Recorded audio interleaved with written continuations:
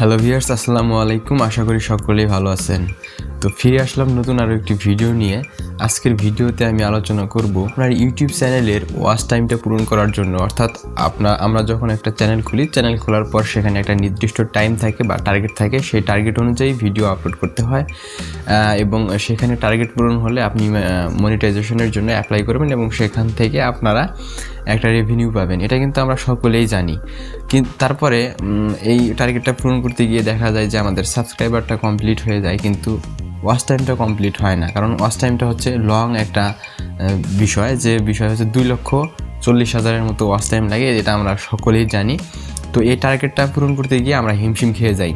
তো কারণ হচ্ছে যে আমরা ইউটিউব থেকে বিভিন্ন ধরনের বিভিন্ন ভিডিও থেকে আমরা ওয়াচ টাইমগুলো এনে থাকি, আর যে ওয়াচ টাইমগুলো আসলে আমাদের চ্যানেলের যে 4,000 ঘন্টা ওয়াচ টাইম লাগে, সেই 4,000 ঘন্টা ওয়াচ টাইমে কাজে আসে না। এই 4,000 ঘন্টা ওয়াচ টাইমে যদি অ্যাড না হয় আপনার সেই ওয়াচ টাইমটা, তাহলে কিভাবে সম্ভব আপনার 4,000 ঘন্টা ওয়াচ টাইম কমপ্লিট করতে? তো আজকের ভিডিওতে দেখাবো যে কিভাবে আপনারা 4,000 ঘন্টা ওয়াচ টাইম কমপ্লিট করবেন, যে ওয়াচ টাইমগুলো আপনার কার্যকরী। তো ফার্স্ট অফ অল আমি বলবো যে আপনারা একটা ভিডিও মেক করছেন, সুন্দর করে মেক করার পর আপনারা সেই ভিডিওটি ইউটিউবে অলরেডি আপলোড করে দিয়েছেন এবং আপলোড করার পর দেখা গেছে যে 10K 20K ভিউজ চলে আসছে। তো 10K 20K ভিউজ চলে আসার পর দেখতে পারলেন যে কপিরাইট এসেছে অথবা গাইডলাইন এসেছে বা যে কোনো একটা সমস্যা চলে আসছে, যার কারণে আপনার ভিডিওটা ইউটিউবে রাখা পসিবল না।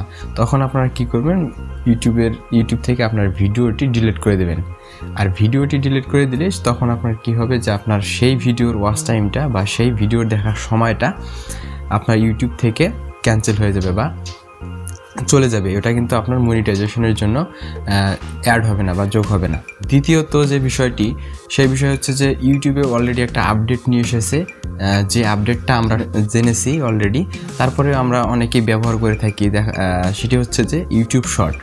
তো ইউটিউব শর্ট হচ্ছে যে আপনার ছোট ছোট টিকটকের মতো ভিডিওগুলো আপনারা ইউটিউবে আপলোড করতে পারবেন। আর এটার জন্য অনেকের চ্যানেলে ইনেবল করা আছে, আবার অনেকের চ্যানেলে ইনেবল করা নেই। ইন্ডিয়াতে ইনেবল বেশি করা আছে, তো আমাদের দেশে কিন্তু ইনেবল করা নেই। তার শর্ট ভিডিও ব্যবহার করে থাকি আমাদের ইউটিউবে। তো কীভাবে শর্ট ভিডিও ব্যবহার করতে হয় যারা জানেন না, তারা আমার আই বাটনে ক্লিক করে অথবা ভিডিও ইন্টি স্ক্রিনে দেখতে পারেন যে কিভাবে আপনারা শর্ট অপশনটি ছাড়াই শর্ট ভিডিও আপলোড করতে পারবেন, সেটি দেখে আসতে পারেন। এই শর্ট ভিডিওর যে আপডেটটা চলে আসছে, সেই শর্ট ভিডিও থেকে যদি আপনারা ওয়াচ টাইম পান বা দেখার সময় পান, সেইগুলা আপনার কী হবে, আপনার মনিটাইজেশনের জন্য কার্যকরী হবে না।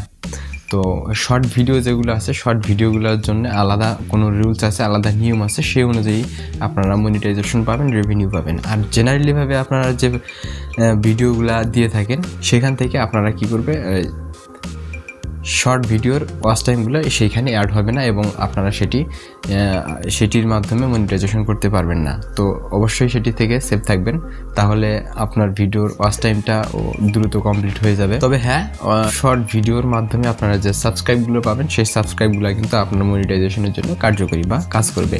তো এটাই ছিল আজকের ভিডিও। যদি সম্পূর্ণ বুঝে থাকেন তাহলে কমেন্ট বক্সে জানাবেন, না বুঝলে বুঝেননি সেই প্রশ্নটি আমার কমেন্ট বক্সে করবেন। এই ছিল আজকের ভিডিওটি ভালো লাগলে অবশ্যই লাইক করে কমেন্ট করে দেবেন এবং আপনি যদি আমার চ্যানেলে নতুন দর্শক হয়ে থাকেন তাহলে অবশ্যই সাবস্ক্রাইব করবেন। দেখা হবে পরের কোনো ভিডিওতে। সেই পর্যন্ত সবাই ভালো থাকবেন, সুস্থ থাকবেন। আল্লাহ হাফেজ।